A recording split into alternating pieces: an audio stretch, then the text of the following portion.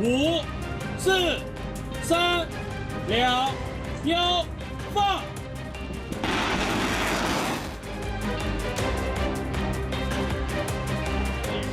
지난달 말 중국이 다시 한번 대만을 포위했습니다. 이 정도 훈련은 8개월 만인데요. 미국이 대만에 16조 원에 달하는 무기를 팔기로 했다는 소식이 전해지면서죠. 중국이 미국과 직접적으로 부딪힐 가능성은 높지 않지만 대만을 통한 양국의 대리전은 언제든 일어날 수 있다는 불안감이 높아지고 있습니다. 중국은 미국을 향해 70년 전 중국이 아니라고 경고했습니다. 요즘 중국의 움직임을 보면 이제 충분히 강해졌다는 자신감이 느껴집니다.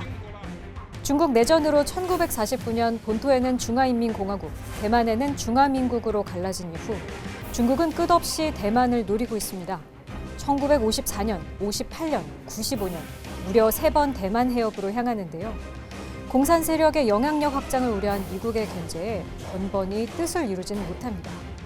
당시 중국군이 유리한 건 군인 숫자뿐이었습니다.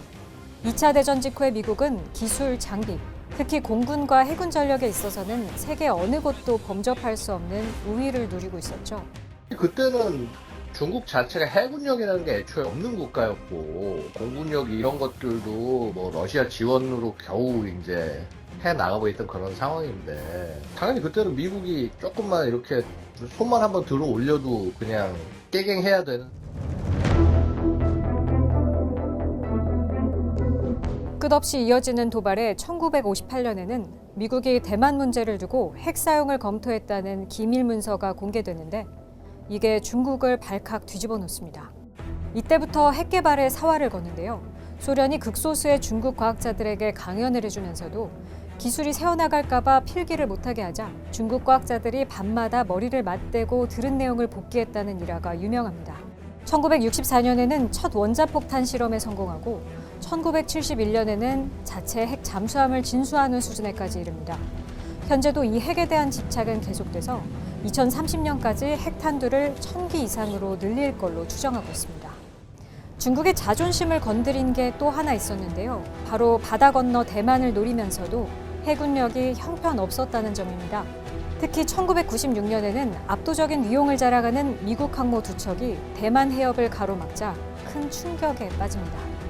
막대한 돈을 들이며 현대화를 서둘렀고 소련 기술을 받아 개조한 랴오닝함에 이어 자체 건조한 산둥함을 포함해 가장 많은 함정을 가진 해양 강국으로 거듭났습니다. 중국의 해양으로 눈을 돌리게 된 계기가 이 대만 문제라 이거예요. 반접군 지역법, 도령선 안으로 미국이 못 들어오게 하고 자기의 역량을 넓혀나간다라는 게 중국의 전략이라고 얘기를 하는데 중국은 이미 그걸 넘어선 지 오래예요. 특히 시진핑 집권 이후에 들어서는 이쪽 지역 안에서 우리가 일단 장악해야겠다라는. 이러는 사이에 중국의 군사력은 세계 2위. 한때 미국의 라이벌이었던 러시아를 이미 제친 걸로 전문가들은 보고 있습니다.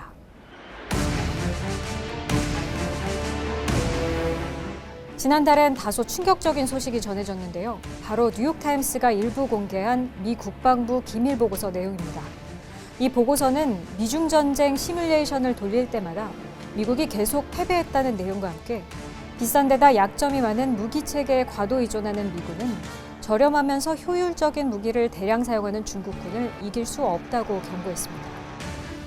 특히 미국 군사력의 상징인 항공모함이 극초음속 무기에 취약할 수 있다는 분석까지 나오면서 기존 미국의 국방 전략에 대해 다시 생각해야 한다는 지적이 나옵니다.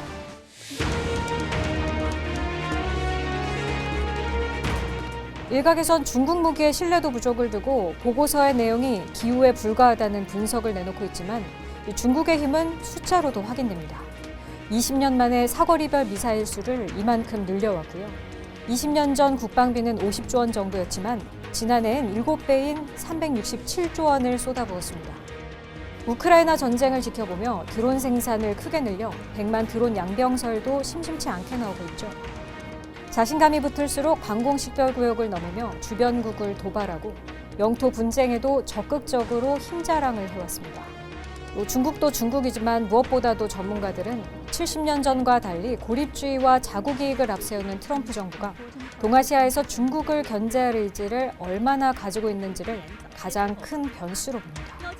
트럼프가 전쟁에 직접 개입하는 것을 싫어한다라고 하는 것을 시진핑 주석이 확실히 알게 됐어요. 중국이 포위 훈련을 하고 현상 변경을 원하지 않는다라든지 이런 식으로 얘기가 있어야 되는데 트럼프 있을 때 대만 삼키면 미국이 개입 안 할 수도 있겠는데 이런 생각을 하게 되는 거죠. 게다가 중국은 첨단 기술, 히토류 등에 집중 투자하며 미국의 선택지를 줄여나가고 있어 이길 수밖에 없는 전쟁의 조건을 갖춰가고 있다는 분석이 나옵니다. JTBC 백민경입니다.